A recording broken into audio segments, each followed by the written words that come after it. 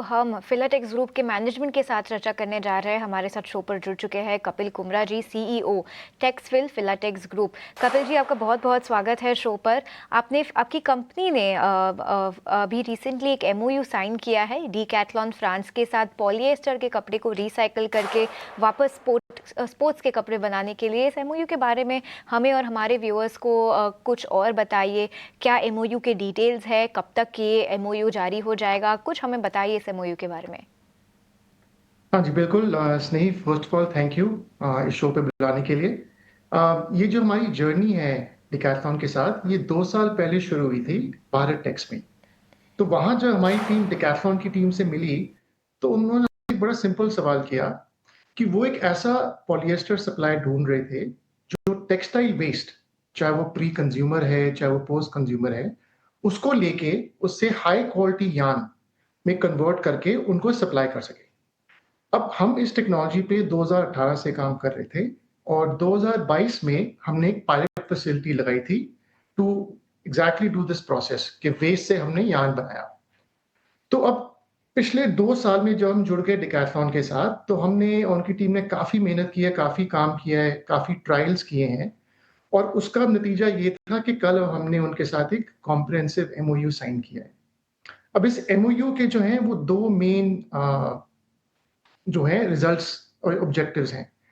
पहला तो ये है कि हम उनके साथ एक कॉम्प्रिहेंसिव प्रोडक्ट बेस क्रिएट करें, विच इज इकोसिस यार्न, जो हमारा पेटेंटेड रिसाइकल इकोसिस यार्न है, और उसको हम डिफरेंट प्रोडक्ट कैटेगरीज में टेस्ट करें, जैसे कि अपैरल है, फुटवेयर है, आउटडोर कैंपिंग इक्विपमेंट है, so on so fourth.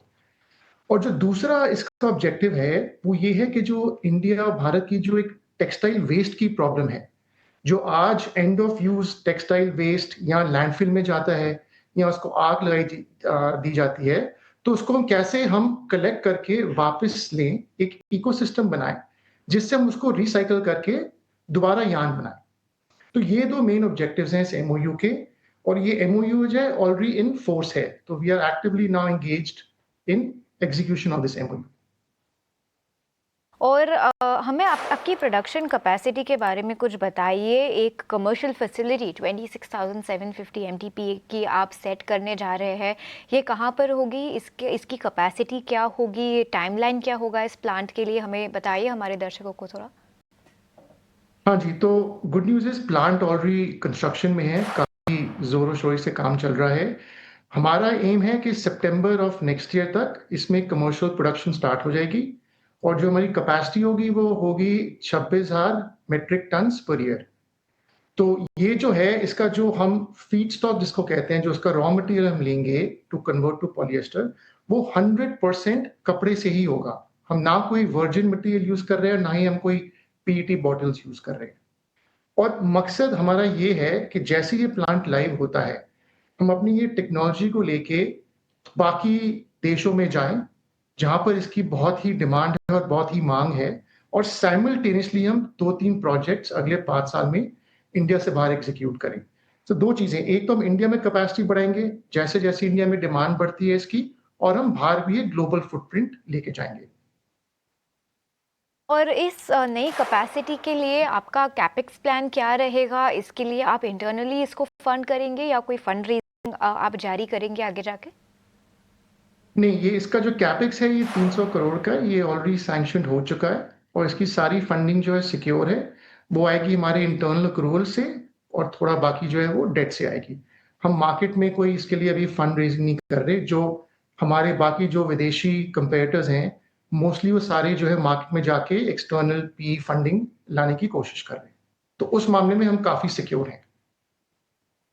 Decathlon के साथ साझेदारी अपने अनाउंस कर ली है। कपिल जी, हमें बताइए कि कोई और एग्रीमेंट फिलहाल अभी वर्क्स में हो, किसी और के साथ, किसी और बड़े ग्लोबल प्लेयर के साथ आप चर्चा में है अभी फिलहाल? हाँ जी, काफ़ी ग्लोबल प्लेयर्स हैं। हमें ये देख के काफ़ी खुशी है कि बहुत इंटरेस्ट है। लेकिन सबका हमने एनडीए साइन किया हुआ है, तो मैं आपको डिस्क्लोज नहीं कर सकता। बट जो बड़े-बड़े रिटेलर्स हैं, ब्रांड्स हैं, और जो इस इकोसिस्टम में हैं, जो टेक्सटाइल इकोसिस्टम में बाकी भी प्लेयर्स हैं, उनके साथ हमारी बात चल रही है, बोथ यूएस बेस्ड और जो यूरोपियन यूनियन में बेस्ड है। तो आगे उम्मीद है अगले कुछ महीनों में आप को हम और गुड न्यूज़ दे सकते हैं। बिल्कुल, हमारी भी उम्मीद है आपके द्वारा ये गुड न्यूज़ सुनने की। पर हमें बताइए कपिल जी, जीएसटी के बारे में बात करते हैं। जो मैन मेड फैब्रिक होते हैं, जैसे कि आप पॉलिएस्टर बनाना चाहते हैं, वहाँ पर जो जीएसटी है वो 18% से अब फिलहाल 5% पर आ चुका है। आपकी कंपनी को और ओवरऑल इंडस्ट्री को इस जीएसटी के कट से कितना बड़ा फ़ायदा हो सकता है? जी देखिए, ये डेफ़िनिटली ये कि बहुत अच्छा एक काम किया गवर्नमेंट ने। इससे क्या है कि जो रॉ मटेरियल कॉस्ट है सबकी कम हो गई है इंडस्ट्री में, जो भी पॉलिएस्टर बनाते हैं। तो वो तो उससे देखिए पॉलिएस्टर की डिमांड बढ़ेगी, टेक्सटाइल इंडस्ट्री को बूस्ट आएगा। अब थोड़ा एक और चक्कर है, जो थोड़ा इन्वर्टेड ड्यूटी है, जो अभी सेल पे हमें 18% देनी पड़ती है, लेकिन रॉ मटेरियल पे 5 है, तो उस पे भी इंडस्ट्री अभी काम कर रही है गवर्नमेंट के साथ। बट नो डाउट इससे demand in the sector for polyester and other man made fibre yarn will definitely boom. Okay, sounds good. And Kapil ji, हमारे साथ बने रहने के लिए, जुड़ने के लिए बहुत-बहुत शुक्रिया। Thank you. ओके, अब समय है फंडामेंटल्स और कॉर्पोरेट वॉइसेस से वापस टेक्निकल पर एक बार जाने का। हमारे साथ अभी भी अजीत जी बने रहे हैं। अजीत जी, हमें बताइए, फिलाटेक्स पर आपका कोई व्यू है? क्या आप इस स्टॉक को ट्रैक करते हैं या ओवरऑल आप टेक्सटाइल की इंडस्ट्री पर कोई व्यू रखते हैं अभी? देखिए अभी जो हाल फिलहाल में हमने देखा कि मेजॉरिटी ऑफ द कंपनी जब से टैरिफ रिलेटेड जो अनाउंसमेंट आई उसके बाद से काफी ज्यादा वोलेटाइल इन्होंने फेस किया। फिलाटेक्स की अगर बात करें तो काफी लंबा टाइम हो गया है यहाँ पे इसको आपको कंसोलिडेशन में देखते हुए। तो जो मैं देख पा रहा हूँ कि प्राइस एक्शन के बेसिस पे करीब 2022 से लेकर अभी तक एक बैंड जिसमें ये ट्रेड कर रहा है करीब 70 से लेकर 35 का। अभी आप मिडिल ऑफ द बैंड है, बीच बीच में आपको रिकवरी रीबाउंड देखने को मिलते हैं। मेरे हिसाब से जो कोई एक डिसाइसिव ट्रेंड अनफोल्ड होगा वो तभी होगा जब आप 70-75 के लेवल्स को क्रॉस करेंगे। बट अभी के लिए बने रह सकते हैं 45 के एक स्टॉप लॉस के साथ।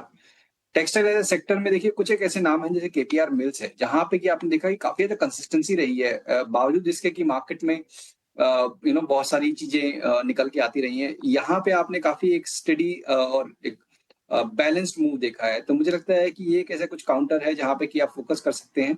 और ऑब्वियसली बिकॉज़ अभी ट्रेड नेगोशिएशन अभी भी कंटिन्यू है, तो हो सकता है कि आने वाले दिनों में आपको अच्छा एक रिकवरी देखने को मिले। तो एक टेक्टिकल प्ले हो सकता है टेक्सटाइल प्ले उसमें स्टॉक्स में। बट थोड़ा-सा कॉशन रखिए बिकॉज़ ये जब भी फिर डिक्लाइन आते हैं, तो वो डिक्लाइन भी उतने ही सीवियर होते हैं। जी, अजीत जी, आपके व्यू के लिए बहुत-बहुत शुक्रिया। इसी के साथ हम आपके साथ बातचीत फिर एक बार करेंगे कुछ दिनों बाद। बट हमारे साथ जुड़ने के लिए बहुत-बहुत शुक्रिया।